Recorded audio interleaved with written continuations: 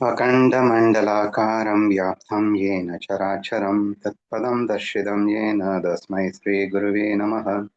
शङ्करं शङ्कराचार्यं केशवं बादरायणं शूद्रभाष्कृतौ वन्ति भगवन्तौ पुनः पुनः। ईश्वरो गुरुरात्मेति मूर्तिभेदविभागिनि व्योमवद्यात्मदेहाय दक्षिणामूर्तये नमः। பவித்ரேந்திரியானின் நதிக்கரையில் அமர்ந்து கொண்டு மாவல்லி ஞானேஸ்வர் மகாராஜின் அருளால் அஷ்டாவக்ரர் இயற்றிய கீதையை நாம் இப்போது துவக்கி நேற்றிலிருந்து நாம் ஆரம்பிச்சிருக்கோம். முதல் 5 ஸ்லோகங்கள், முதல் சாப்டரில் முதல் 5 ஸ்லோகங்கள் நிறைவேறியுள்ள நிலையில் 6வது ஸ்லோகம் இப்போது நாம் பார்க்க வேண்டியது. அண்ணா, நேத்து இன்ட்ரோடக்ஷன் கொடுத்தீங்கல்ல, அது கொடுத்துருங்களேன். அஷ்டவக்ர கீதை எப்படி வந்தது, அந்த கதை சொன்னீங்கல்ல. வேணா, ஸ்லோகம் கண்டினியூ ஆயிடுச்சுல, இருக்கட்டும். Okay.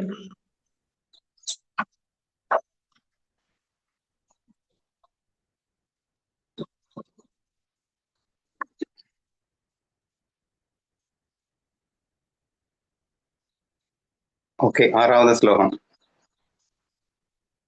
Righteousness and unrighteousness, pleasure and pain are purely of the mind and are no concern of yours.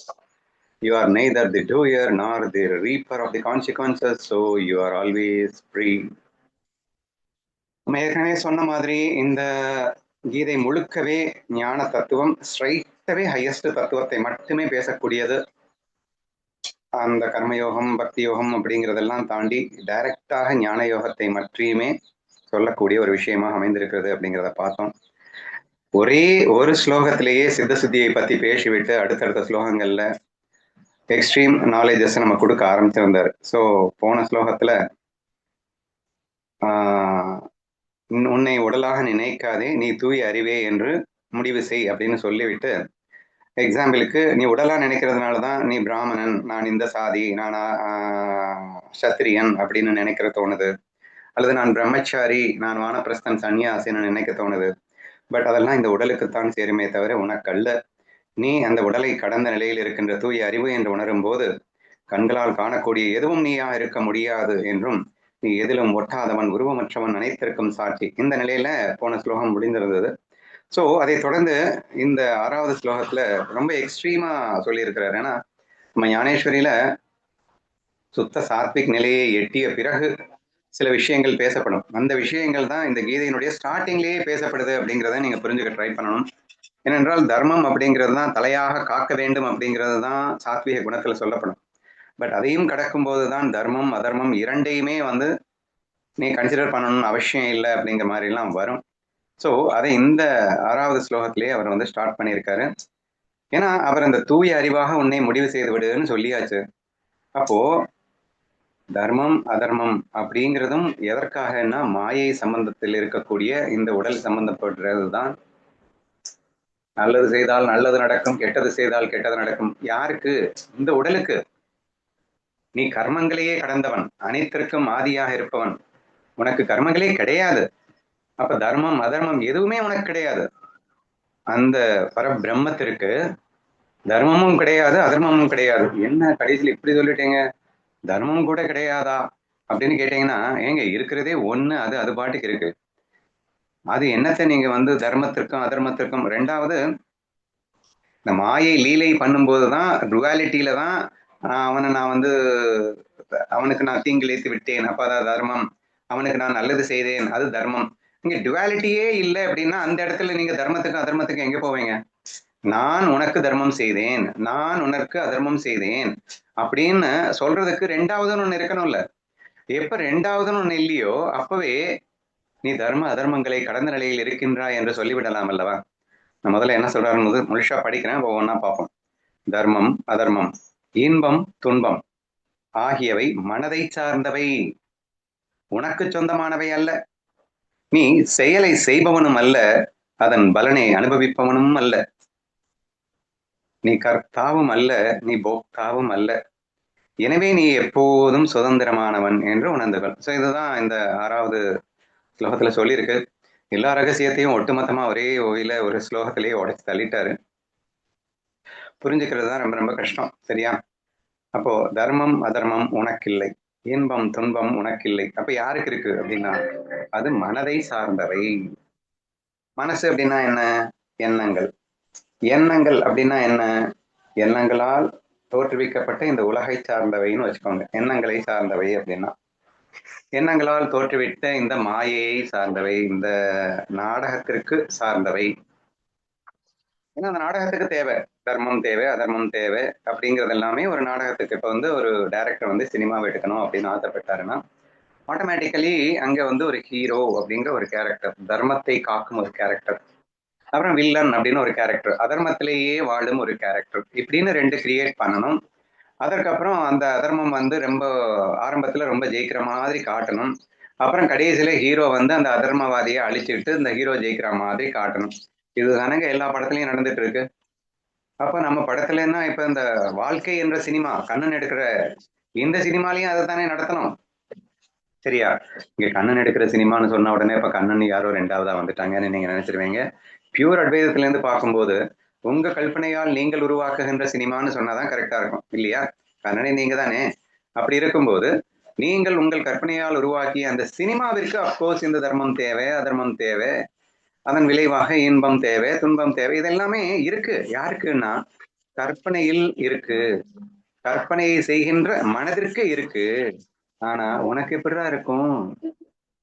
ஏன்னா நீ மாயையை கடந்த நிலையில் இருக்கின்றாய். அதான் நான் முதல்ல சொன்ன மாதிரி நீ டுவாலிட்டியிலே இல்லை, உங்ககிட்ட ரெண்டு அப்படிங்கிற பேச்சுக்கே இடம் இல்லை. அப்படி இருக்கும்போது நீ தர்மத்தில் இருக்க வேண்டும், நீ அதர்மம் செய்யக்கூடாது. அங்க செயலே இல்லை. ஃபர்ஸ்ட் அதான் நான் சொன்னேன். அதையும் அழகா 3வது வரையில சொல்லிட்டாரு பாருங்க. நீ செயலை செய்பவனே அல்ல, அந்த செயலுக்கான விளைவை அனுபவிப்பவனும் அல்ல. அப்ப மாயை அனுபவிப்பவன் அல்ல நீ. நீ பிரம்மானந்தத்தை அனுபவித்துக் கொண்டு மாயையிலே பிரதிபலித்துக் கொண்டிருக்கின்றாய். உன்னுடைய பிரம்மானந்தத்துல பிரம்மானந்தத்தை தான் மாயையிலே பிரதிபலித்துக் கொண்டிருக்கின்றாயே தவிர இந்த மாயை ஒரு மண்ணாங்கடி உனக்கு கொடுக்க போறது இல்ல. போக்தான்னா மாயையால் அனுபவிப்பவன் போக்தா, மாயையை அனுபவிப்பவன் போக்தா என்று சொல்லலாம். பட் பிரம்மம் மாயையை அனுபவிச்சுட்டு இருக்க? பிரம்மம் இருக்கிறதுனாலதான் மாயையே இருக்குடா. பிரம்மம் மாயை இல்லாம கூட இருக்கும், ஆனா பிரம்மம் இல்லாம மாயையால் இருக்க முடியாது. அப்ப யாருக்கு தேவை? மாயாவுக்கு பிரம்மம் தேவை, பிரம்மத்துக்கு மாயா தேவையில்லை. எப்படின்னு நான் சொன்ன உடனே எப்படி 2 பேர் இருக்காங்கன்னு நினைச்சிடாதீங்க. டே நீ யாருன்னு புரிஞ்சுக்கோ. நீ கற்பனை செய்யறதுக்கு நீ இருக்கணும், நீ இல்லாம கற்பனை இல்ல. ஆனா நீ கற்பனை செய்யாம நீ வாழலாம்டா. சோ இப்படித்தான் நீங்க புரிஞ்சுக்கணும். ஓகேவா? அப்போ இங்கே உனது கற்பனைக்கு சொந்தமானவை எதெல்லாம்? இந்த தர்மம் அதர்மம், இன்பம் துன்பம், இவைகள் எல்லாம் அந்த கற்பனைக்கு உள்ளே கற்பனையால் அனுபவிக்கப்படுகின்ற உணர்வுகள். தர்மம் அப்படிங்கிறது ஒரு உணர்வா வச்சுக்கோங்க. ஹீரோ அப்படிங்கிற கேரக்டருக்கு ஒரு உணர்வு இருக்குல்ல, அவன் தர்ம உணர்வுல இருக்கான் அப்படின்னு வச்சுக்கோங்க. அப்புறம் வில்லன் அப்படிங்கிறவன் அதர்ம உணர்வுல இருக்கிறான்னு வச்சுக்கோங்க. இவங்க 2 பேருமே மாறி மாறி இன்ப துன்பத்துல மாறி மாறி இருப்பாங்க. அந்த பேஸ்ட் ஆன் அவங்க வெற்றி தோல்விக்கு ஏற்ற மாதிரி இன்பம் துன்பம்ங்கிற உணர்வும் வருது. இது எல்லாமே அந்த எண்ணங்களுடன் தொடர்புடைய ஒரு உணர்வுகளாக இருக்கின்றன. நேத்து நம்ம கிளாஸ்ல ரொம்ப டீட்டெயிலா இதை டிஸ்கஸ் பண்ணோம். ஆன்ம உணர்வுன்னா என்ன, மன உணர்வுனா என்ன, இது தெளிவா புரிஞ்சுக்கிட்டாதான் நீங்க யாருன்னு புரிஞ்சுக்க முடியும் என்றெல்லாம் நம்ம பேசினோம். அப்போ ஆன்ம உணர்வுங்கிறது தான் சத்திய உணர்வு, உண்மை உணர்வு. அந்த ஆன்ம உணர்வே தான் பொய்யாகன்னு ஒரு வார்த்தை யூஸ் பண்றோமா இல்லையா? பொய்யாக மன உணர்வாக பிரதிபலிக்கிறது. அப்ப பொய்யாக மன உணர்வுல தான் இந்த தர்மம் இருக்கு அதர்மம் இருக்கு இன்பம் இருக்கு துன்பம் இருக்கு. அப்ப இதெல்லாமே பொய்யாக வெளிப்படுத்துகின்ற உணர்வு. அது உண்மையில இருக்கா அப்படின்னா இல்ல. அப்போ இல்லவே இல்லை. யார்கிட்ட? பிரம்மத்துக்கிட்ட. பிரம்மத்துக்கிட்ட உண்மையிலே இல்லைன்னு புரிஞ்சுக்கணும். சரியா? ஆனா அதுவேதான் பொய்யா இங்க இருந்துட்டு இருக்கு அப்படிங்கிறதும் உண்மைதான், இல்லைன்னு இல்லை. But what is truth exactly அப்படின்னா பிரம்மத்திடம் உண்மையாக இந்த தர்மமும் இல்லை அதர்மமும் இல்லை இன்பமும் இல்லை துன்பமும் இல்லை, எதுவுமே பிரம்மத்திட்ட இருக்க முடியாது. அது அனைத்துக்கும் ஆதியாகவும் அதிஷ்டானமாகவும் அது மட்டுமே ஆகவும் இருக்கின்றது. அது தன்னை தவிர வேறொன்று என்று இருப்பதற்கு அது இல்லாமல் இருக்கின்றது. சரியா? அப்போ அடுத்த பாரி சூப்பரா சொல்லிட்டாரு பாருங்க. நீ செயலை செய்பவனும் அல்ல. இப்ப தர்மம் காக்க வேணும்னா என்ன செய்யணும்? நற்செயல்களை செய்து தர்மத்தை காக்க வேணும், அல்லது தீய செயல்களை செய்பவர்களை அழித்து நீ தர்மத்தை காக்க வேணும். ரெண்டுலயுமே ஆக்ஷன் இருக்கு. பட் பிரம்மம் இஸ் நாட் அன் ஆக்ஷன். செய்பவன் அல்ல, கர்த்தா. செய்பவன் அல்லன்னா இப்ப கற்பனையில என்னென்னமோ நடக்குது. அந்த செயல்னா யாரு செய்யறது? கற்பனையில நடக்கிற செயல்கள் ஆக்சுவலா நடக்குதா? ஸோ இந்த இடத்துல தான் ரொம்ப ரொம்ப கேர்ஃபுல்லா இருக்கணும். நல்லா கேர்ஃபுல்லா கவனிங்க. நீங்க ஒரு கற்பனை வேர்ல்டு அப்படின்ற ஒன்று இமேஜின் பண்ணுங்க. நீங்க அமெரிக்காவை சிருஷ்டி பண்ணுங்க, மனசுக்குள்ளேயே அமெரிக்காவில் இருக்கிற மக்களா சிருஷ்டி பண்ணுங்க. ஆண்கள் பெண்கள் எல்லாமே உங்களையே நீங்க சிருஷ்டி பண்ணிக்கோங்க. அங்க வந்து ஒரு பெரிய உதாரணமா ஒரு பிளேயரா நீங்க மாறிக்கோங்க. அப்புறம் அங்க இருக்கக்கூடிய எல்லா கிரவுண்டா மாறிக்கோங்க. அங்க கிரவுண்ட்ல இருக்கக்கூடிய எல்லா பிளேயர்ஸாவும் நீங்களே மாறிக்கோங்க. இப்ப செம்மையா விளையாடிட்டு இருக்கீங்க, சரியா? இப்போ வேற லெவல் பயங்கர ஆக்டிவா பயங்கர இன்னும் உக்கிரமா விளையாடிட்டு இருக்கீங்க. இப்ப நான் கேக்குறேன், நீ ஆக்ஷன் பண்ணிட்டு இருக்கியான்னு கேட்டா என்ன சொல்லுவீங்க? I am really doing that. நான் விளையாடிட்டு இருக்கேனா? நான் ஓடி ஆடி போயிட்டு இருக்கேனா? எனக்கு வியர்த்த உருவு கட்டுது. ஆனா எனக்கு உண்மையிலேயே வியர்வை கொட்டிட்டு இருக்கா? அங்க ஹார்ட் பீட் வேற லெவல்ல ரைஸ் ஆயிட்டு இருக்கு. எனக்கு ஹார்ட் பீட் ரைஸ் ஆயிட்டு இருக்கா? Please try to imagine in this way அப்படிங்கிறேன் நான். அதாவது இப்ப வந்து நான் என்ன சொல்றேன்னா, நான் தான் பிரம்மம் அப்படின்னு வச்சுக்கோங்க. நான் ஒரு கற்பனை பண்றேன். அந்த கற்பனையில எக்கச்சக்கமான செயல்கள் நடக்குது. அந்த செயல்களை அனுபவிப்பவனாகவும் அந்த கேரக்டர்ஸ்ல இருக்கேன். இருக்கட்டும். இப்ப உண்மையில செயல் நடக்குதா இல்லையா? இதுதான் கேள்வி. நான் செய்பவன் அல்ல அப்படிங்கிறார். பின் எப்படிங்க எவ்வளவு செயல் நடக்குது? டேய் அங்க செயலே இல்லடா, அது சும்மா நாச்சுக்கும் தெரியுதுடா. செயல் நடக்கிற மாதிரி தெரியுது. ஹார்ட் பீட் ரைஸ் ஆகிற மாதிரி தெரியுது. வியர்வை ஊத்து கொட்டுற மாதிரி தெரியுது. ஆனா உண்மையில இங்க எதுவுமே நடக்கலைங்கிறது தானுங்க உண்மை. அப்போ பிரம்மத்தின் பாயிண்ட் ஆஃப் வியூல நீங்க யோசிச்சீங்க அப்படின்னா, அது சும்மா நாச்சுக்கும் கற்பனையாக வெளிப்படுத்துகின்ற இந்த தோற்றத்தை உண்மை என்று ஏற்றுக்கொள்ள முடியுமோ? சும்மா நாச்சுக்கும் கற்பனையாக அது செய்கின்ற செயலை உண்மை என்று நீங்கள் சொல்வீர்களோ? அதனால் இது ரியலாவே கர்த்தா ஆயிடுமா? அதனாலதான் நான் முன்னாடி ஹையர் நாலேஜ் கிளாஸஸ்ல உங்ககிட்ட சொல்லியிருக்கேன், ஞாபகம் இருக்கான்னு தெரியல. பிரம்மம் உண்மையில் கர்த்தாவும் அல்ல, போக்தாவும் அல்ல. ஆனால் அதுவே பொய் கர்த்தாவாக பொய் போக்தாவாக இங்கே உலகத்தில் வலம் வருகிறது. சொல்லியிருக்கேனா? அப்ப பிரம்மம் கர்த்தாவா போக்தாவா? அவன் கர்த்தாவும் கிடையாது, போக்தாவும் கிடையாது. அப்ப பொய் கர்த்தான்னா என்னது? பொய் கர்த்தான்னா செயலை நான் செய்கின்றேன்ற அந்த உணர்வு. செயலே பொய், அப்புறம் செய்பவன் மட்டும் உண்மையாயிடுமா? இங்க என்ன சொல்லியிருக்கோம்? கற்பனையில் நடந்த செயல் உண்மையிலே இல்ல. அப்போ பொய்யான செயலுக்கு பொய்யான கருத்தா தானே இருக்க முடியும் என்று நம்ம சொல்லியிருந்தோம், சரியா? அப்போ கர்த்தா பொய் கர்த்தான்னு சொல்லும் போதே இல்லைன்னு அர்த்தம். ஆனா இருக்கிற மாதிரி தெரியும்னு அர்த்தம். ஏன்னா கற்பனை வேர்டு நமக்கு தெரியுதே, அதுக்காக இருக்கா? இல்ல இல்ல. ஆனா தெரியும் தானே, தெரியுதுன்றதுக்காக இது இருக்குன்னு சொல்லிட முடியுமா? சரி, இந்த மாதிரி நீங்க யோசிச்சு பார்த்தீங்க அப்படின்னு சொன்னா, நான் கர்த்தா அல்லன், கர்த்தாவே இல்லைன்னா அப்புறம் போக்தா எப்படி வந்துடும்? அந்த செயல்ல வந்து அனுபவிப்பவனாக நான் இருந்து விடுவேனா? போக்தான்னா கற்பனையில நானே ஆணாகவும் கற்பனையில நானே பெண்ணாகவும் இருந்து கொண்டு 2 பேரும் மாறி மாறி முத்தம் கொடுக்குற மாதிரி கற்பனையே பண்றேன்னு வச்சுக்கோம். அப்ப அனுபவிக்கிறோம்ல, இங்க அனுபவம் நடக்குது இல்ல, அனுபவமே போயிடா. அங்க செயலே பொய்ன்னு சொல்லியாச்சு. அப்ப செயலே பொய்ன்னா செய்பவனும் பொய்யன்னா அனுபவிப்பவன் மட்டும் மெய்யாயிடுமா, அனுபவம் மட்டும் மெய்யாகிவிடுமா என்று நீங்கள் சிந்தித்து பாருங்கள் என்று நான் சொல்ல வருகின்றேன், சரியா? அப்ப எல்லாமே வெறும் தோற்றம் மாத்திரமாக இருக்கின்றது. அந்த தோற்றத்திலே கர்த்தா பொய், ஐ மீன் செயல் கர்மம் பொய், கர்த்தா பொய், அனுபவம் பொய், அனுபவிப்பவன் பொய். இங்கே அனைத்தும் பொய் கர்த்தா பொய் போக்தா பொய் கர்மம் பொய் அனுபவம் என்று தெளிவாக உங்களால் உணர முடிந்தால் நீ யார் என்று புரிந்து கொள்வார், சரியா?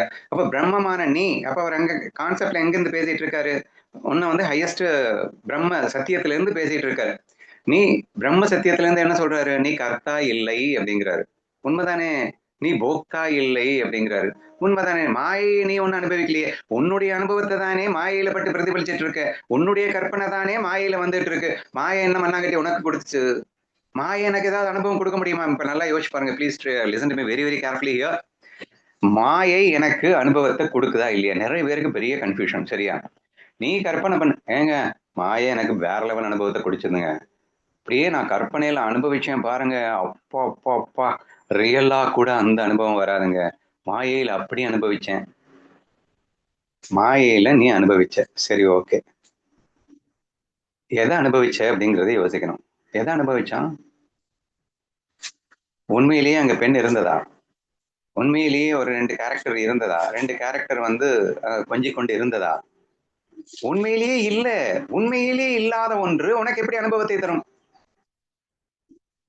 ஆனா எனக்கு வந்ததே, நான் சத்தியமா சொல்றேங்க, நான் அனுபவிச்சேங்க.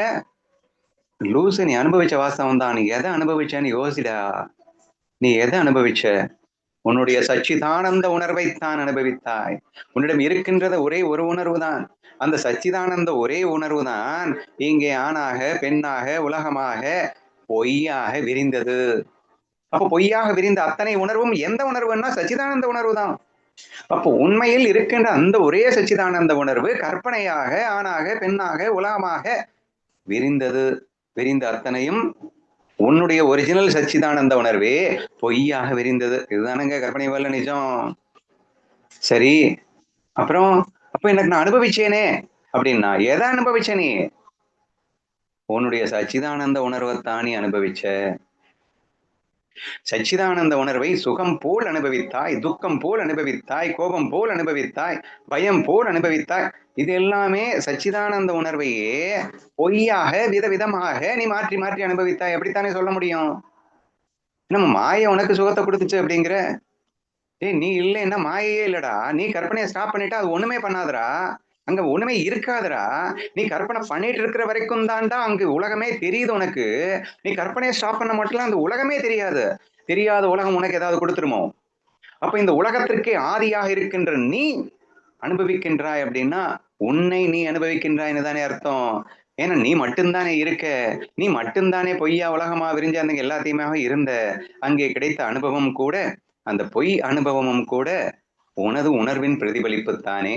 அப்போ உனது உணர்வின் பொய் பிரதிபலிப்பை உண்மை என்று நீ நம்பினால் எத்தனை முட்டாள்தனமாக இருக்கிறது என்று புரிகிறதா? ஸோ திஸ் இஸ் வாட் நம்ம இங்க நடந்துட்டு இருக்குங்க. இந்த கற்பனை, நம்ம பண்ண கற்பனையில நம்மளே மாட்டிக்கிட்டு அதை உண்மையான நம்பிக்கிட்டு, நம்ம பண்ண கற்பனையில அழுதுகிட்டு சிரிச்சுக்கிட்டு, நிஜமாவே சிரிக்கிறது, நிஜமாவே அழுகிறது, நிஜமாவே பயப்படுறது, லூசு பையில இது எல்லாமே உன்னோட கற்பனைன்னு புரிஞ்சுக்கிட்டு பண்ண வேணாங்களே. யார் வேணாங்களா? நீ பொய் கருத்தாவா இருந்துக்கோ, பொய் போக்தாவா இருந்துகிட்டோ, நீ எல்லாத்தையுமே அனுபவிச்சுக்கோ. ஆனா அது பொய்ன்னு புரிஞ்சுக்கிட்டு அனுபவிக்கணும். அது உண்மைன்னு நீ புரிஞ்சுக்கிட்டு அனுபவிக்கிறது தானே இங்க டேஞ்சரா இருக்கு என்று அந்த மகத்தான உண்மையை தான் இந்த இடத்தில் சொல்ல நினைக்கின்றார். சரியா? So bit difficult to understand, but you have to very careful enough to grasp it. தர்மம் அதர்மம் இன்பம் துன்பம் ஆகியவை மனதை சார்ந்தவை, உனக்கு சொந்தமானவை அல்ல. நீ செயலை செய்பவனும் அல்ல, அதன் பலனை அனுபவிப்பவனும் அல்ல. எனவே நீ எப்போதும் சுதந்திரமானவன் என்று புரிகிறதா? யாருக்காவது டவுட் இருந்தா கேட்டுக்கோங்க.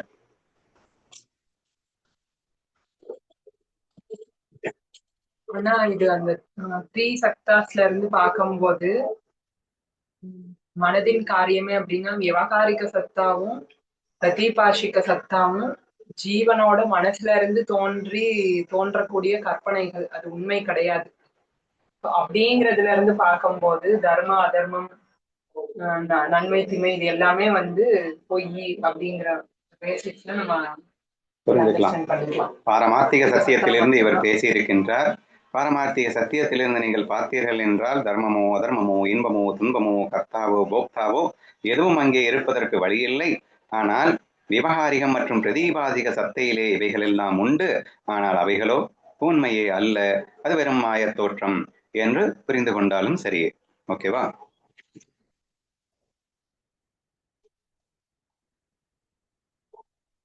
ஏழாவது ஸ்லோகத்துல என்ன சொல்றாருன்னு பார்ப்போம். You are the one witness of everything and are always totally free. The cause of your bondage is that you see the witness as something other than this. இப்போ அருமையா அந்த தத்துவத்தை சொன்னதோட நிப்பாட்டாம நீ எப்படிடா இதுல மாட்டிக்கிட்ட அப்படிங்கறதுன்னு சேர்ந்து சொல்றாரு. நல்லா கவனிங்க. நீ அனைத்தையும் பார்க்கும் ஒரே சாட்சி, எப்பொழுதும் முழு விடுதலை பெற்றவனே. உன்னுடைய பந்தத்திற்கு காரணம் அந்த சாட்சியை உன்னிடமிருந்து வேறான ஒன்றாக நீ காண்பதுதான். It's very very important shloka. நான் யாராவது ட்ரை பண்ண நினைக்கிறீங்களா? ஏன்னா இதெல்லாம் அத்வைத சித்தாந்தத்தை நான் பேசினா நான் ஞானி ஆயிடுவேன், ஆனா நீங்க ஆவீங்களான்னு எனக்கு கேரண்டி கிடையாது.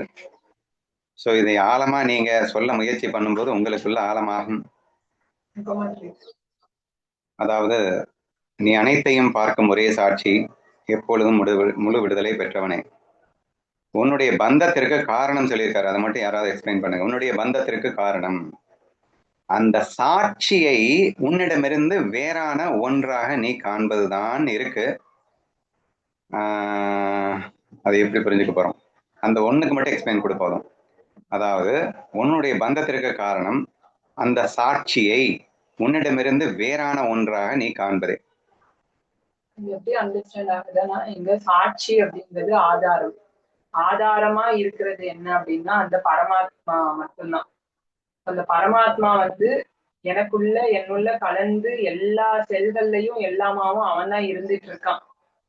ஆனா நான் இங்க என்ன மிஸ்டேக் பண்றேன்னா, எப்போ அந்த சாட்சி வேறு, நான் இந்த உடல் மனம் புத்தி இதுதான் நான் அப்படின்னு எப்ப அதுல இருந்து பிரிஞ்சு அந்த சாட்சியை நான் அடையணும் அப்படின்னும், இல்லைன்னா வந்து அந்த பரமார்த்த நிலை அடையணும் அப்படின்னு நான் இங்க செய்யக்கூடிய ஒவ்வொரு செயல்களுமே, அதை விட்டு பிரிஞ்சு ஒவ்வொரு செயல் நான் செய்யறது எல்லாமே இங்க ராங்கா போயிடுது அப்படிங்கிற மாதிரி. நீ என்ன சொல்ல வரேன்னா, சாட்சி வேறு, அதாவது ஆத்மா வேற நான் வேறன்னு நினைச்சுக்கிட்டு ஆனா அந்த ஆத்மாவை நான் அடைஞ்சிடணும்னு நினைக்கிறத பத்தி பேசிட்டு இருக்கேன். சரியா? This is also one of the absolute விளக்கம் தான். வேற எப்படி சொல்லணும்? அது வேற, அதாவது சாட்சி என்பது வேற அப்படின்னு நினைக்கும் போதே ஃபர்ஸ்ட் மிஸ்டேக் என்னன்னா இந்த உடல் மனம் புத்திய நான் அப்படின்னு நினைக்கிறது. So that's the first mistake I made. அதுக்கப்புறம் என்ன நினைக்கிறேன்னா சாட்சி அடைஞ்சிடணும் அப்படின்னு நினைக்கிறேன். அதுவும் வந்து மிஸ்டேக் அப்படிங்கிற மாதிரி. ஓகே ஓகே, குட் எக்ஸ்பிளனேஷன்மா. ஒரு ரெண்டு விஷயம் என்ன சொல்றான்னா, அப்போ உண்மையான நானை நான் வேறாக காண்பது, என்னை விட்டு வேறாக காண்பது, அதுதானே மெயினா சொல்லியிருக்கு. உன்னிடமிருந்து வேறான ஒன்றாக நீ காண்பது. சரியா? அப்போ உண்மையான நானே என்னை விட்டு வேறாக காண்பது. என்னை விட்டு வேறாக காண்பதுன்னு இந்த என்ன அப்படிங்கிறது எது? இந்த உடலை வந்து நானுன்னு நினைச்சுக்கிறது. சரியா? இந்த உடலை நான் என்றும் உடல் மனம் புத்தியை நான் என்று தனியாக நினைத்துக் கொண்டு ஆத்மா அப்படின்னு சொல்லிட்டு என்னை விட்டு வேற அது தனியா எங்கேயோ இருக்குன்னு நினைச்சுக்கிட்டு நான் வந்து அதை எப்படியாவது அடைஞ்சிடணும் அப்படின்னு நினைக்கிறதெல்லாம் இந்த இடத்தில் சொல்லியிருக்கிறார் பந்தத்திற்கு காரணம் என்று. ஸோ எக்ஸ்ட்ரீம்லி சூப்பரான ஒரு பாயிண்ட். ஏன்னா இது எக்ஸ்ட்ரீம் ஹையர் நாலேஜ் நான் ஏற்கனவே சொல்லிட்டேன்.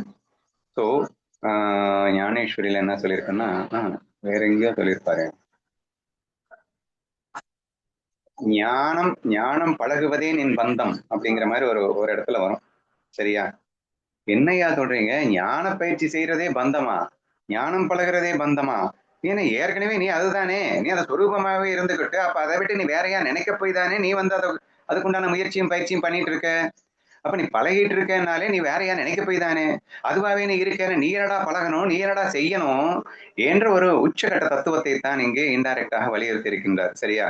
ஸோ அதுதான் ஓரளவு கரெக்டா தீபிகா கேட்ச் பண்ணிட்டா.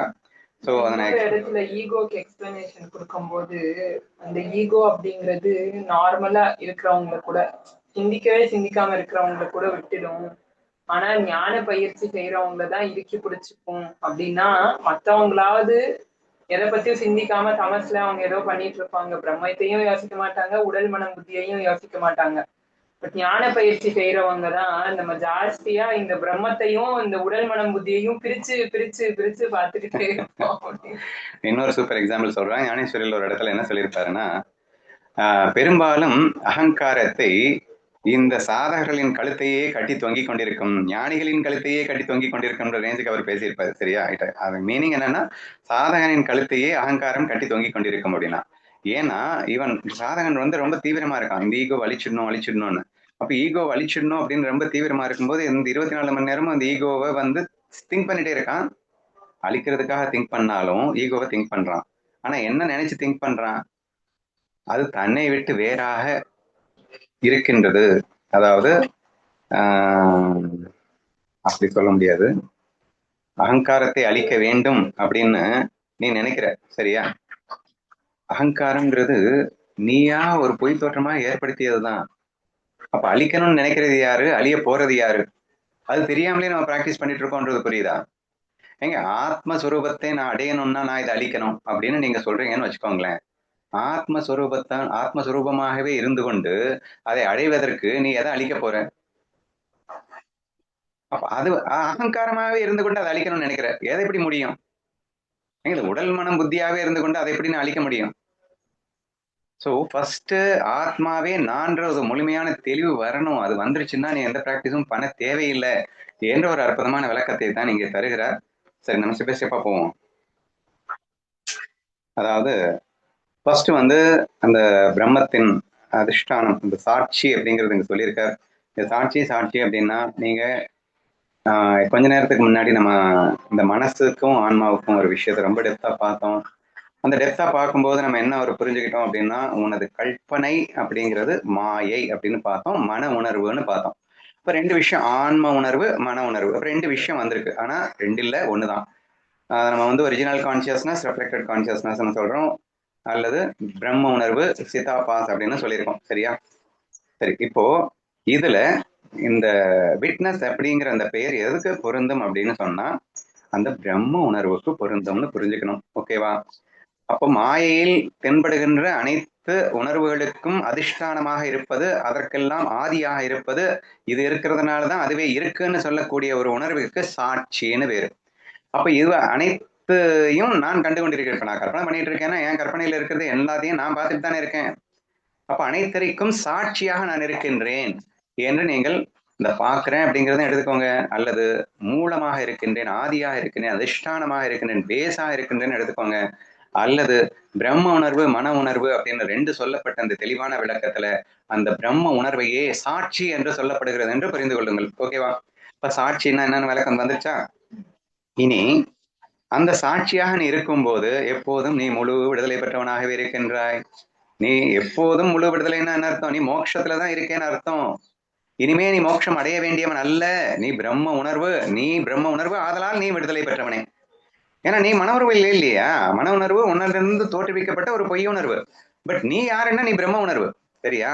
அப்போ நெக்ஸ்ட் ஒரு முக்கியமான பாயிண்ட் சொல்லிட்டாரு. ஆனா அது ஏன் உனக்கு விளங்கல, அது ஏன் உனக்கு புரியலங்கிற கேள்விக்கு அர்த்தம் கொடுக்கிறாரு. உன்னுடைய பந்தத்திற்கு காரணம் என்னன்னா, அந்த சாட்சியை உன்னிடமிருந்து வேறான ஒன்றாக நீ காண்பதுதான். அந்த பிரம்ம உணர்வு நான் இல்லைன்னு நீ நினைக்கிற.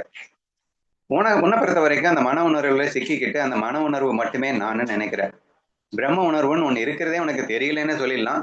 அதுக்கப்புறம் அப்படியே இருக்குன்னு ஏதாவது ஸ்கிரிப்சர்ஸ்ல நீ படிச்சாலும் ஆத்மா உணர்வுன்னு ஒண்ணு இருக்காம்பா, அதுதான்ப்பா நாமாம்பா, அப்படியா, அப்போ ஒண்ணு இருக்காக்கும், அது எங்க இருக்கு தெரியலையே, அதை அடையணுமா, அப்போ அது வேற எங்கேயோ உன்னை விட்டு தனியா இருக்கிற மாதிரியும் அதை நீங்க போராடி அடையிற மாதிரியும் எக்ஸ்ட்ரா ஒரு ஃபீலிங்கை நம்ம கொண்டு வந்துக்கிறோம். அப்போ ஆட்டோமேட்டிக்கலி நம்ம என்ன ஃபீல் பண்ணிட்டு இருக்கோம்? என்னை விட்டு ஆன்ம உணர்வு தனியா இருப்பது போன்ற ஒரு பாவத்தை நாம் கொண்டுள்ளோமா இல்லையா? இவன் சாதகனே அப்படித்தானே நினைக்கிறான். அப்படி இருக்கிறதுனால அதுதான்டா காரணம் நீ பந்தப்பட்டதுக்கு. சிம்பிளா அவர் என்ன சொல்லிட்டாருன்னா, பிரம்ம உணர்வை மிஸ் பண்ணதுதான் பந்தத்துக்கு காரணம்னு சொல்ல நினைக்கிறாரு. பிரம்ம உணர்வை மிஸ் பண்ணதுதான் காரணம்னு சொன்னா உனக்கு எப்படி புரியும்? நீ பிரம்ம உணர்வு அப்படிங்கிறத மறந்தது, அல்லது அது அது வேற, நான் வேறன்னு நினைக்கிறது. ஸோ இன்டெரக்டா இந்த மன உணர்வுல நீ சிக்கிட்டு இருக்க. மன உணர்வு அப்படிங்கிறது பிரம்ம உணர்வுடைய ரெஃப்ளெக்ஷன் தான் அப்படிங்கிறத மறந்துட்டு மன உணர்வுல சிக்கிட்டு இருக்கிறதுனால அந்த பிரம்ம உணர்வை உன்னை விட்டு வேறா நீ நினைக்கிறதுனால நீ வந்து பந்தத்துல சிக்கிட்டடா. ஸோ இதுதாங்க மெயினா சொல்லியிருக்கிற. ஸோ இதுல எக்ஸ்ட்ராவா என்ன பண்ணிட்டு இருக்கோம்னா, சாதகனுக்கும் சேர்த்து அந்த தீபிகா சொன்னதை எடுத்துக்கோங்க. அந்த ஞானம் பயில்வதே நின்பந்தம் அப்படின்னு சொன்ன மாதிரி இந்த இடத்துல நீ வந்து நான் ஆத்மா அப்படிங்கிறத நீ வேறையா பார்த்துக்கிட்டு நீ அதை அடையணும்னு நினைச்சேன்னா நீ வாழ்நாள் முழுக்க அடைய நினைச்சாலும் முடியாது. ஏன்னா அதுவாகவே இருந்து கொண்டு நான் எப்படி அதை அடைவது? சொல்றது புரியுதா? ரொம்ப கஷ்டமான விஷயம்தான். அதாவது கண்ணாடிக்கு முன்னாடி நான் நிக்கிறேன், கண்ணாடியில ஒரு பிம்பம் தெரியுது. இப்போ அந்த பிம்பத்தை நான் அடைய முடியுமா? யோசிச்சு பார்த்துக்கோங்க. ரெண்டு விதமா சொல்றேன், நல்லா கேர்ஃபுல்லா கவனிங்க. கண்ணாடிக்கு முன்னாடி நான் நிக்கிறேன், கண்ணாடியில ஒரு பிம்பம் தெரியுது. கண்ணாடிக்கு முன்னாடி நிக்கிறேன்னா பிரம்ம உணர்வு, கண்ணாடியில தெரிகிற அந்த பிம்பம் மன உணர்வு அப்படின்னு வச்சுக்கோங்களேன். சும்மா வச்சுக்கோங்களேன், அதுதான் உண்மை. இப்போ இந்த பிரம்ம உணர்வு, இந்த மன உணர்வு அப்படின்னு ரெண்டு இருக்கு. ஆக்சுவலா ரெண்டு இல்ல, ரெண்டு இருக்கிற மாதிரி தெரியும், ஆனா உண்மையில ரெண்டு இருக்கா? இல்ல. சரி, இப்போ இந்த கண்ணாடிக்குள்ள இருக்கிறதுல ஒரு பிம்பம், அந்த பிம்பம் அதை தனியாக ஒரு உணர்வாக நினைத்தடிச்சு அப்படின்னு வச்சுக்கோங்களேன். ஆக்சுவலா அது இருக்கிறதுக்கு காரணமே நான் முன்னாடி நிக்கிற பிரம்ம உணர்வு இருக்கிறதுனாலதான் அங்க மன உணர்வே இருக்கு, சரியா? ஆனா கண்ணாடிக்குள்ள இருக்கக்கூடிய அந்த உணர்வை மட்டும் தனின்னு நினைச்சிட்டா அப்ப ஆட்டோமேட்டிக்கா அது என்னை வேற பிரம்மத்தை வேற பார்க்கிறதுன்னு அர்த்தம். பிரம்ம உணர்விலிருந்து பிரிஞ்சிருச்சுன்னு அர்த்தம். இப்ப பிரம்ம உணர்வு நானும் மறந்துருச்சுன்னு அர்த்தம். இப்படி வச்சுக்கோங்க, சரியா? இப்படி ஆயிடுச்சா அப்புறம் கொஞ்ச நாள் கழிச்சு இந்த வேதம் அது இதெல்லாம் படிச்சதுக்கு அப்புறம் எப்பா இது நான் இல்லையாம்ப்பா, அப்புறம்ப்பா ஆன்ம உணர்வுன்னு ஒண்ணு இருக்காம்ப்பா, அதுதான்ப்பா நானாம்ப்பா. ஓ அப்படிங்களா, சரி ஓகே. இப்ப என்ன செய்யணும்? இப்ப என்ன செய்யணும்னா அந்த கண்ணாடிக்குள்ள இருக்கிற அந்த பிம்பம் யோசிக்குது, எப்படியாவது கண்ணாடிக்கு முன்னாடி இருக்கிறவனை பிடிச்சிடணும், எப்படியாவது கண்ணாடிக்கு முன்னாடி இருக்கிறவனை பிடிக்கணுமா? இந்த லூசு பையிலே இந்த பிம்பமா இருக்கிறதே நீதான். கண்ணாடிக்கு முன்னாடி நிக்கிறதுனாலதான் இங்க நீ பிம்பமாவே இருக்க, அது வேற நீ வேற கிடையாது. அப்ப இத பிம்பம்னு நீ புரிஞ்சுக்கிட்ட அடுத்த செகண்ட் நீ இந்த பிம்பமா இருப்பதற்கு காரணம் நீதான்னு, அந்த உணர்வு நீதான்னு புரிஞ்சுப்ப. நீ பிம்பத்தை உண்மை என்று நம்பி அந்த ஒரு கோளாரம் மட்டும் நீ புரிஞ்சுக்கடா.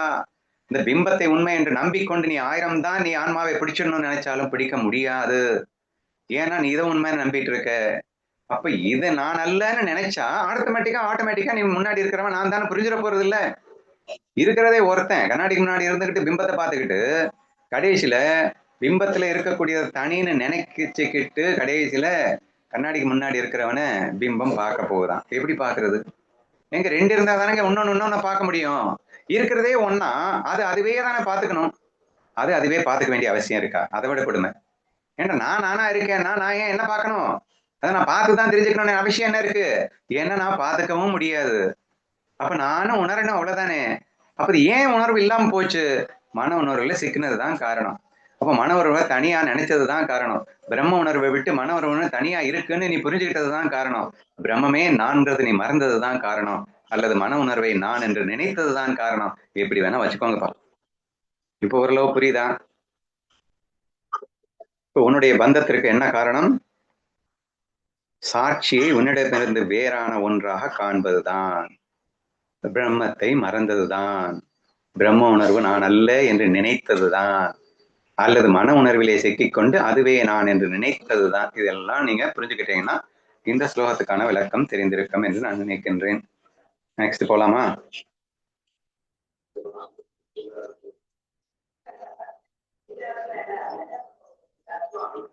Since you have been bitten by the black snake of the self-opinion, and I am the doer, drink the nectar of faith in the fact that I am not the doer and be happy. இங்க பாருப்பா, காரணத்தையும் சொல்லிட்டு சொல்யூஷனும் சொல்றாரு. மிக அருமையான ஸ்லோகம். எட் another shloka. நான் செய்கிறேன் என்ற அகந்தை என்னும் கரும் பாம்பு உன்னை தீண்டி விட்டது. நான் செய்பவன் அல்ல என்ற நம்பிக்கையாகிய அமிர்தத்தை அருந்தி மகிழ்ச்சியாக இரு. இப்ப போன ஸ்லோகத்துல நீ பிரம்ம உணர்வை மிஸ் பண்ணினதுதான் காரணம் அப்படின்னு சொன்னாரு, சரியா? இந்த ஸ்லோகத்துல நீ மன உணர்வுல சிக்கினதுதான்டா காரணம் அப்படின்னு அழகா அவரே சொல்லிட்டாரு, சரியா? நான் எல்லாத்தையுமே போன ஸ்லோகத்துல சொன்னேன். இங்கே உன் மன உணர்விலே நீ சிக்கியதுதான் காரணம். அதை எந்த அளவுக்கு ஓமைப்படுத்தியிருக்காரு? கரும் பாம்பு. எதை? அகங்காரத்தை கரும் பாம்பு, கருணாகம்னு சொல்லியிருக்காருன்னு வச்சுக்கோங்க. நான் செய்கிறேன் என்ற அகந்தை என்னும் கரும்பாம்பு உன்னை தீண்டி விட்டது. அதனால நீ பிரம்ம உணர்வை மிஸ் பண்ணிட்ட, சரியா? இப்போ ஓகேவா? இப்போ ஃபர்ஸ்ட் என்ன சொன்னாரு? நீ பிரம்ம உணர்வை வேறையா நீ நினைச்ச, அதனாலதான்டா பந்தத்துல சிக்கினேன் அப்படின்னாரு. நான் எப்ப நினைச்சேன் அப்படின்னு நீங்க கேட்பீங்கல்ல, அதனால சொல்றாரு, மன உணர்வுல நீ செய்யற அந்த ஆக்ஷனை உண்மைன்னு நம்பிட்டு நான் தான் செய்யறேன்னு நினைச்சே இல்ல, நினைக்கிறே இல்லடா. அப்பன்னா ஆட்டோமேட்டிக்கா பிரம்ம உணர்வு அப்படிங்கிறது ஒண்ணு இருக்கு, இதெல்லாம் மாயையா இருக்கு அப்படின்னு மறந்தே இல்ல. மாயையில அப்ப நான் என்ன சொன்னேன்? ஒரு பேஸ்கெட் பாலும் என்னமோ நீ கற்பனையில அமெரிக்கால இருந்து ஆடிட்டு இருக்க அப்படின்னா அங்க செயலே நடக்கல, அது சும்மா நாச்சுக்கு நடக்கிற மாதிரி தெரியுது. இந்த உண்மையை நீ மறந்தே இல்ல. அங்க செயல் நிஜமாவே நடக்கிற மாதிரி நினைச்சே இல்ல. அந்த செயலை செய்பவன் நான் வேற நினைச்சே இல்ல. அப்புறம் இதெல்லாம் தான் காரணம் நீ பிரம்ம உணர்வை மறந்ததுக்கு. அப்ப மாய உணர்வுல எப்படி சிக்கினாய்? பிரம்மம் ஒரு கற்பனையை செய்தது. அந்த கற்பனையிலே ஆக்சுவலா அத்வைத சித்தாந்தத்துல பிரம்மம் கற்பனை செய்ததுன்னு கூட சொல்ல மாட்டாங்க. ஆனா நம்ம புரிஞ்சுக்கிறதுக்கு சொன்னா தப்பு இல்லை. சோ பிரம்மம் அது பாட்டுக்கு இருக்கும். அங்கே மாயை தோன்றும் அப்படின்னு மொட்டையா சொல்லிடுவாங்க. இது எப்படி தோன்றும் அப்படிங்கறதெல்லாம் கேள்வி கேட்காத அப்படின்றவாங்க. வேணாம், அந்த அளவுக்கு எல்லாம் போக வேணாம். நம்ம ரொம்ப ஈஸியா நம்ம ப்ராக்டிக்கலாவே நம்மளுடைய அனுபவ வாழ்க்கையிலுமே அண்டர்ஸ்டாண்ட் பண்ணுவோம். இப்ப கற்பனை செய்கிறது அப்படின்னு வச்சுப்போமே. இப்ப கற்பனையில இருந்த செயல் உண்மையா? கர்த்தா நீயா? ஏன்னா செயலே இல்லைன்னா எப்படி நீ கர்த்தாவ? when there is no action, how could be there is a doer? செயலே இல்லாதப்போ செயல் செய்பவன் எப்படி வருவான்? வர முடியாதுல்ல. ஆனா நீ செய்யறேன்னு சொல்லிட்டு இருக்கியா இல்லையா? நீ வாழ்க்கையில என்னென்னமோ பண்ற. நான் படிச்சேன் ஆக்கும், நான் PhD வாங்கினேன் ஆக்கும், நான் அதை பண்ணேன் இதை பண்ணேன், நான் அப்படி இப்படி. நீ என்ன பண்ண? ஒரு மண்ணு இங்க நடக்கவே இல்லை, செயலே இங்க நடக்கல, இங்க எதுவுமே இல்லை. ஆனா இல்லாததான் என்னமோ இருக்கிற மாதிரி நினைச்சது பத்தாதுன்னு இங்க நடக்கின்ற செயல்களுக்கு கர்த்தா வேற. நான் செய்தேன் அப்படின்னு ஒரு கர்த்தா வேற நீ கொண்டு வந்துகிட்டியடா. பின்ன அதுதானடா அந்த விஷப்பாம்பு. இந்த இங்க மெயினா உண்மை என்று நம்பியதும் நான் என்ற அந்த கர்த்தா சேர்ந்துருது. பொய்யான செயல்களுக்கு பொய் கர்த்தா தான் இருக்க முடியும். ஆனா பொய்யான செயல்களை நீ உண்மை என்று நம்பியதால் உண்மையான கர்த்தா நான் என்று சொன்னையில அங்கதான் சிக்கன நீ. That is the root of the ego. அந்த ஈகோ தான் இப்போ நீ பந்தத்துல சிக்கினதுக்கு காரணம்னு தெளிவா எக்ஸ்பிளைன் பண்ணிட்டாருங்க. ஓகேவா? நான் செய்கிறேன் என்ற அகந்தை என்னும் கரும்பாம்பு உன்னை தீண்டு விட்டது. புரிஞ்சிருச்சா? How you have degraded from the Brahma உணர்வுல இருந்து மன உணர்வுன்னு ஏன் சிக்கின அப்படின்னா, இந்த மனதால் வெளிப்படுத்துகின்ற மாயா உணர்வை உண்மை என்று நம்பியது, கற்பனை வேர்ல்டு உண்மை என்று நம்பியது. இதெல்லாம் நடக்குமான்னு கேட்டா அதுதான் டெய்லி ஹாலுசினேஷன் பேஷண்ட் வச்சு எக்ஸ்பிளைன் பண்ணிட்டு இருக்கோம். ஏன்னா அவனா ஒரு கற்பனை பண்ணுவான், அதை உண்மைன்னு நம்பிக்கிட்டு பாவம் பதறி செத்துக்கிட்டு இருக்கானுங்க. சரியா? அவன் ஹாலுசினேஷன் பேஷண்ட் யாரோ ஒதுக்குறேன்னு நினைக்கிறாங்க. நாமளும் அதை தான் பண்ணிட்டு இருக்கோம். நீங்க 98% of the fear in this world are nothing but imaginative ஃபியர்னு ப்ரூஃபே பண்ணியிருக்கான் சைக்காலஜிஸ்ட். சரியா? ஏன்னா நீங்க டெய்லி பயந்துட்டு இருக்கீங்க. எதை நினைச்சு அப்படி ஆயிருமோ இப்படி ஆயிருமோ. அட ஒண்ணுமே நடக்கல. நீ ஏன் கற்பனை பண்ணுவ? அப்படி ஆயிருமா என்ன பண்றது, இப்படி ஆயிடுச்சுன்னா என்ன பண்றது நினைச்சு பயந்துட்டு இருப்ப. அப்ப இது என்னது? இது எவ்வளவு ஃபூலிஷ்னஸ் இது. அவங்க ஒண்ணுமே இல்லை, நடக்கவும் இல்லை. ஆனா நடக்காததை இல்லாததை உண்மைன்னு நம்பி அதுல சஃபரே நீ ஆகிக்கிட்டு இருக்க அப்படின்னா எவ்வளவு ஒரு பைத்தியக்காரத்தனம் பண்ணிட்டு இருக்கோன்றது புரியுதா? முன்னாடி எல்லாம் செல்போன் இல்லாத காலகட்டம்.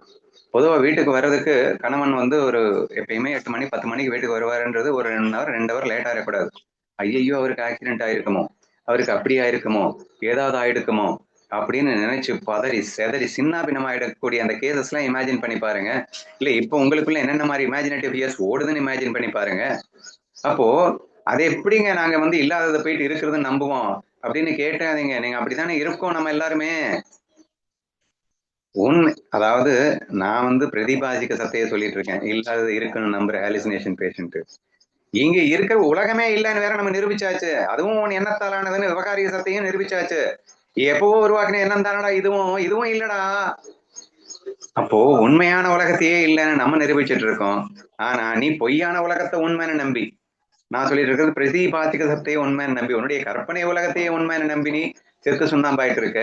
இந்த நிஜ உலகமே உன் கற்பனை உலகம் தானே நான் ப்ரூவ் பண்ணிட்டு இருக்கேன். நீ இதையெல்லாம் உண்மை என்று நம்பிக்கொண்டிருக்கின்ற வரை அகந்தை உன்னை விட்டு போகாது.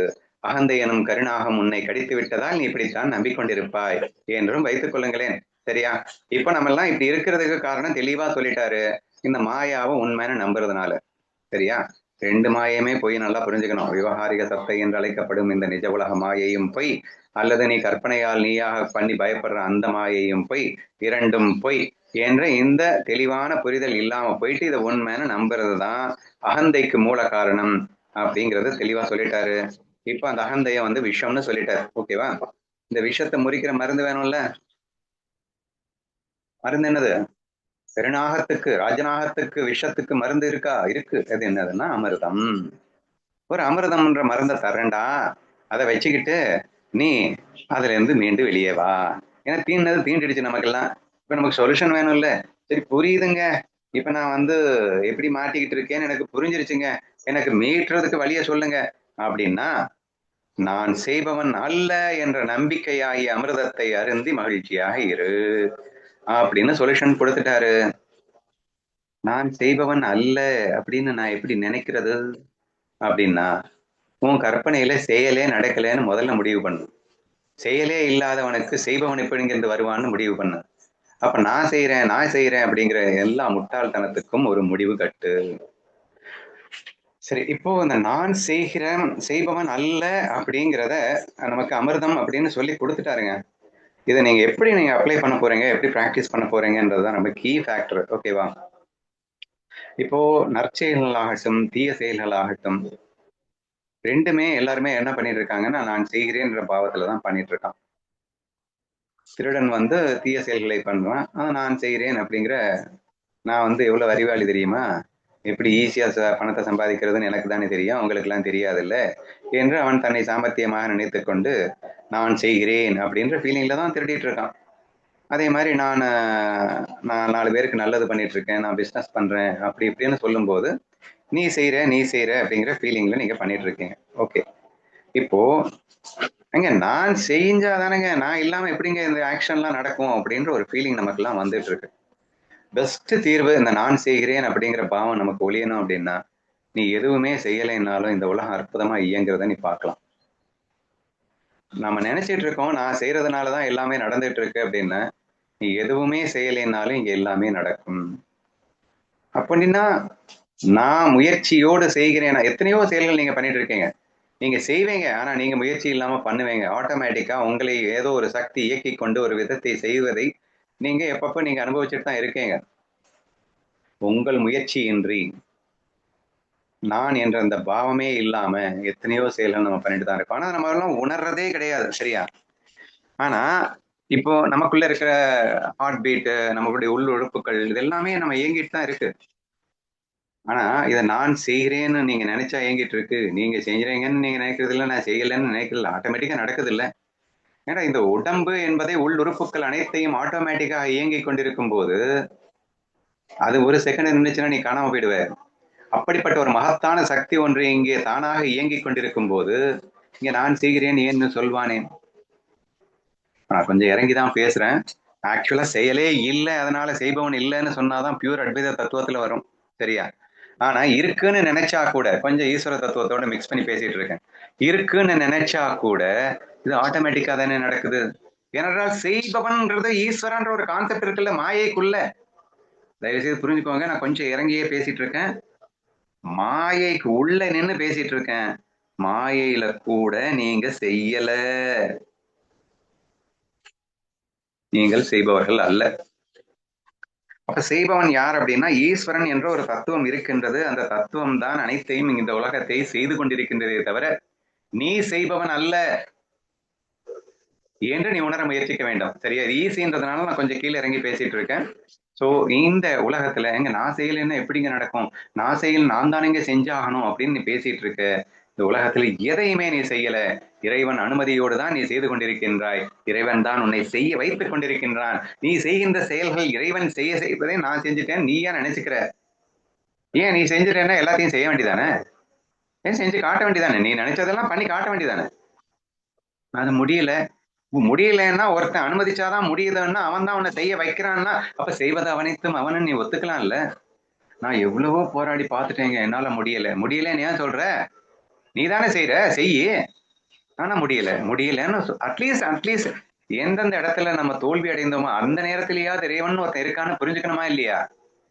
அப்ப ஏதோ ஒண்ணு நடக்குதுன்னா இறைவன் இந்த இடத்துல அனுமதிச்சு அவன் இறைவன் தான் பண்ணியிருக்கான், நானா லூஸ் மாதிரி சூப்பர் இம்போஷன் பண்ணிக்கிட்டு அதை நானும் நினைச்சுக்கிட்டேன் போல என்று உணரணுமா இல்லையா? எதையும் உணர்வதில்லை. அப்போ இங்கே செயல்கள் அனைத்தும் தானாக நடந்து கொண்டிருக்க அதை நான் செய்கிறேன் என்ற பாவத்தில் நீ வீழ்ந்து விட்டாய் என்ற ஒன்றை உணர முயற்சி செய்யுங்கள். சரியா? நான் மாயைக்குள்ளேயே பேசிட்டு இருக்கேங்க. மாயைக்குள்ள கூட நீ செயல்கள் நீ செய்ய முடியாது, அதற்கு ஈஸ்வர தத்துவம் என்று அதுவும் ஒரு மாயைதான். சோ அதுதான் இங்க பண்ணிட்டு இருக்கு என்று உணர முயற்சி செய்யலாம். தட் இஸ் தி ஒன் அமிர்தம். சரியா? இல்ல இன்னொரு பெரிய அமிர்தம் இருக்கு அப்படின்னா நீ 100% மாயையா பார்க்கும்போது செயலே இல்லைன்னு பாத்துரு. அப்ப செய்பவன் எங்கிருந்து வருவான் அப்படின்னா இந்த உடம்பையே நீ மாயையா பாரு அப்படிங்கிற. இந்த உடல் மனம் புத்தியால் நான் செய்து கொண்டிருக்கின்ற செயல்களை மட்டும் மாயை இல்லை, உடலே மாயை அல்லவா? இந்த உடலே இல்லவே இல்லை, அது சும்மா நாச்சுக்கும் இருக்கிற மாதிரி இருக்கு அப்படின்னா கனவு காணும் போது கனவுல என்னென்னமோ நடந்ததுன்றதுக்காக அது ஏதாவது இருக்கா? எதுவுமே இல்லை. அந்த மாதிரி இல்லைங்கிற ஃபீலிங்ல நீ இருந்தேன்னா அப்படின்னா தெரியுதுண்டா, ஆனா இல்லடா, தெரியுதுன்றதுக்காக இருக்குன்னு ஏன் நினைக்கிற என்று இது வெறும் என் கற்பனையால் தோற்றுவிக்க தோற்றமே தவிர இது உண்மை அல்ல என்ற அந்த சாரத்தை உன்னால் புரிந்து கொள்ள முடியும் போது, ஏன்னா எடுத்த உடனே பிரம்மத்தை பிடிக்க முடியல. அப்ப பிரம்மத்தை ஏன்னா நான் செய்கிறேன்னு நினைச்சிட்டு இருக்கிற வரைக்கும் எங்க இந்த பிரம்மத்தை பிடிக்கிறது? நீ அகர்த்தா அபோக்தான்னு புரிஞ்சாதானே. அகர்த்தா அபோக்தா எப்ப ஆவ? நான் பிரம்மம், நான் வெறும் கற்பனையிலே இதையெல்லாம் தோற்ற மாத்திரமாக இருக்கின்றேன்னு புரிஞ்சிறவனுக்கு தெளிவா புரியும். இங்கே கர்த்தான்னு ஒண்ணுமே இல்லை, செயல்னு ஒண்ணுமே இல்லை, செய்பவன் ஒண்ணுமே இல்லை, இது எல்லாமே சும்மா நாச்சுக்கும் என்றது மிக தெளிவா எங்க இருந்து பார்த்தா தெரியுது? பிரம்ம உணர்வுல இருந்து பார்த்தா தெரியுது. சரியா? நீ மாயைக்குள்ள சிக்கிட்டு நான் செஞ்சிட்டு இருக்கேன் அப்படின்னு பார்த்துட்டு இருக்கும்போது டோட்டலா புரிஞ்சுக்கிறது ரொம்ப ரொம்ப சிரமமா இருக்கு. ஆனா அப்போ நீ மாயில சிக்கிட்ட அப்படின்ற பட்சத்துல கூட மாய தத்துவத்திலும் கூட செய்பவன் நீ அல்ல. அங்கே மாய தத்துவத்தில் ஈஸ்வர தத்துவம் ஒன்று இருக்கின்றது. செய்பவன் அதுவாகத்தான் இருக்கின்றது. உனக்கு நினைக்க மட்டும்தான் முடியும்ன்ற சத்து தான் உனக்கு கொடுக்கப்பட்டிருக்கு. அப்போ லைஃப் எக்ஸ்பீரியன்ஸை ஃபுல்லா யோசிச்சுப்பாரு. அப்ப செய்பவன் நீ அல்லன்னு உனக்கே தெரிஞ்சு போயிடும். அப்ப நீ நினைக்க மட்டும்தான் முடிஞ்சதுன்றதும் உனக்கு தெரிஞ்சு போயிடும். அப்ப ஈஸ்வரனிடம் ஒப்படைத்து விடு. அப்ப நான் செய்கிறேன், அதாவது அட்லீஸ்ட் ஈஸ்வர சரணாகதியாவது பண்ணிடு. அப்ப எப்போ நீ இந்த அமிர்தத்தை சாப்பிட்டியோ, நான் செய்பவன் அல்ல, அந்த ஈகோ ஆட்டோமேட்டிக்கா டெஸ்ட்ராய் ஆயிடும். ஸ்ட்ரைட்டாவே நீ அண்டர்ஸ்டாண்ட் பண்ணிக்கலாம், நான் பிரம்ம உணர்வுங்கிறது ஈஸியா ரீச் ஆயிடலாம் அப்படிங்கிறது ஒரு டெக்னிக்கு. இன்னொரு டெக்னிக்கு, ஸ்ட்ரைட்டாவே இந்த உலகத்தை மாயையாக காண்பது. இங்கே செயல்கள் உண்மையில நடக்கல. காணல் நீர் இருக்கா? ஆனா தெரியுங்கிறதுக்காக இருக்கா? இல்ல. போய் தண்ணி குடிச்சா தாகம் தீருமா? தீராது. அப்ப இங்க நானு நீ நினைச்சுக்கிறதுனால உனக்கு உண்மையிலேயே நானாக முடியுமா?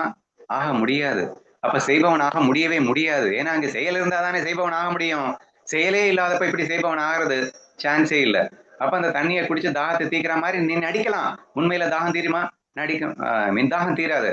அப்படி இந்த செயல்களுக்கெல்லாம் நானே கருத்தான்னு சும்மா நாச்சுக்கு நடிக்கலாம். ஆனா உண்மையிலேயே நீ நடிக்கலாம். உண்மையான நானாக முடியுமா? அந்த நடிப்பு உண்மையா இருக்க முடியுமா? முடியாது.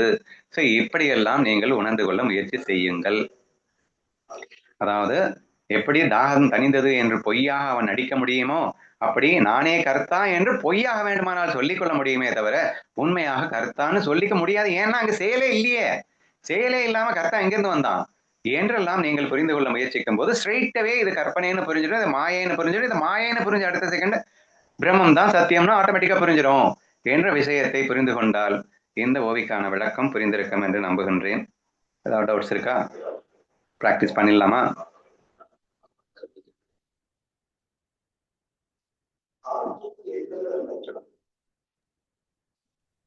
ஒன்பது. அதாவது இப்போ காத்து வீசுது அப்படின்னா மரம் அதனாலதான் அசையும். ஆனா அந்த அந்த மரமே நினைச்சுக்குது, ஓ நான் தான்ப்பா நல்லா அசைச்சிட்டு இருக்கேன் அப்படின்னு. ஆனா உண்மையிலேயே எதுன்னு பார்த்தோம்னா அங்க எதுவும் எந்த எந்த இதுவுமே அந்த மரம் செய்யல, அந்த காத்து தான் எல்லாமே செய்யுதுங்கிற மாதிரி. இந்த ஹார்ட் பீட் எக்ஸாம்பிள் சொன்னீங்களா, அதுவா நடந்துட்டு இருக்கு. என்னுடைய விஷயத்திலயுமே நான் நான் செய்யறேன் அப்படின்னு சொல்லிக்கலாம் தவிர இங்க எங்கேயுமே நான் செய்யவே இல்லை. இப்ப என்னுடைய பாப்பா எக்ஸாம்பிளே எடுத்துக்கிட்டோம்னா, நான் அப்படி படிக்க வச்சிடணும் இப்படி படிக்க வச்சிடணும்னு ஸ்டார்டிங்ல நினைச்சேன்.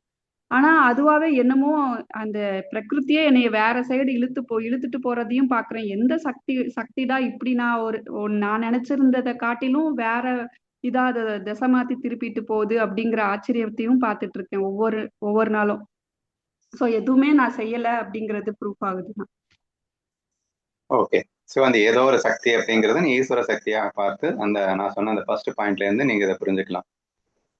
நெக்ஸ்ட் பாயிண்ட் நான் சொன்னது இங்க எதுவுமே இல்லைன்னு நினைக்கிறது, இது எல்லாமே மாயன்னு நினைக்கிறது. இன்னொரு பாயிண்டா நான் சொல்லியிருந்தேன். ஓகேண்ணா. 9 என்ன சொல்லியிருக்காருன்னா, burn down the forest of ignorance with the fire of the understanding that I am the one pure awareness and be happy and free from distress. நான் ஒருவனே தூய் அறிவு என்ற ஞான தீயால் அறியாமை எனும் காட்டை சுட்டெரித்து துயரமின்றி மகிழ்ச்சியாக இரு.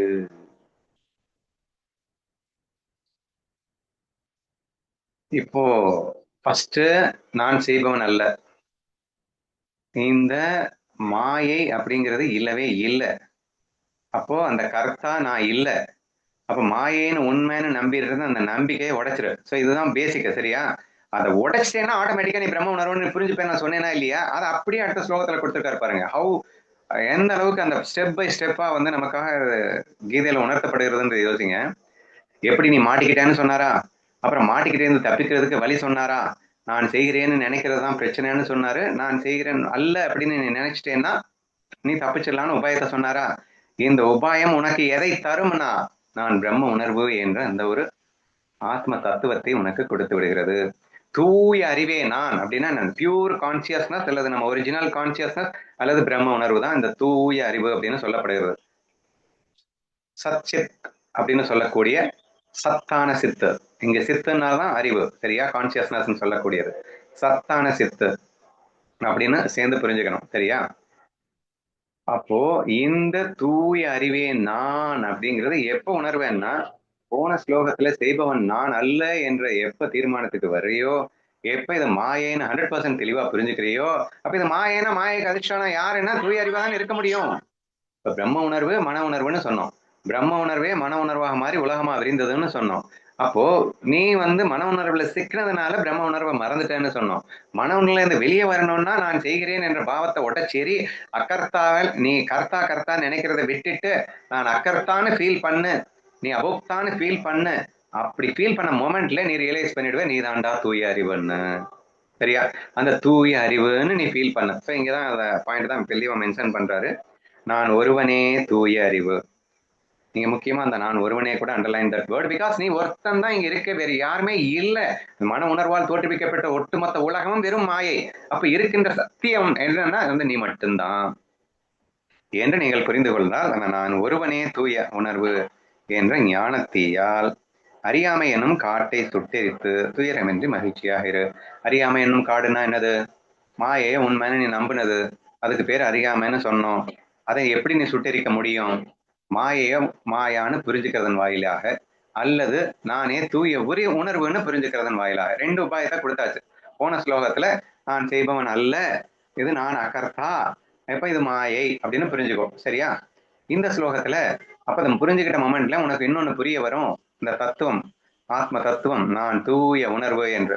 அப்போ இந்த 2 ஆயுதத்தை வச்சுக்கிட்டு இந்த ஞானத்தை வைத்துக்கொண்டு, ஞான தீயால் அப்படின்னா இந்த அண்டர்ஸ்டாண்டிங், நான் தூய அறிவு, இந்த மாயை உண்மை அல்ல, இந்த 2 உன் கையில வச்சுக்கிட்டு அறியாமை எனும் காட்டை சுட்டெரித்து மீண்டும் மீண்டும் அந்த மாயை உண்மைன்னு நம்புகின்ற அந்த ஒரு கேவலமான நிலையை பொசுக்கிடுங்கிறாரு, சரியா?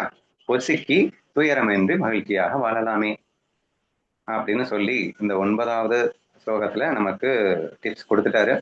ஸோ ரொம்ப டீட்டெயிலா இந்த இன்னைக்கு என்ன 6, 7, 8, 9 நாள் தான் பார்க்க முடிஞ்சது, பரவாயில்ல. இந்த 2 பாயிண்ட்டுக்கு நம்ம டீப் இம்பார்ட்டன்ஸ் கொடுக்கணும்னு நம்ம தெரிஞ்சுக்கோங்க.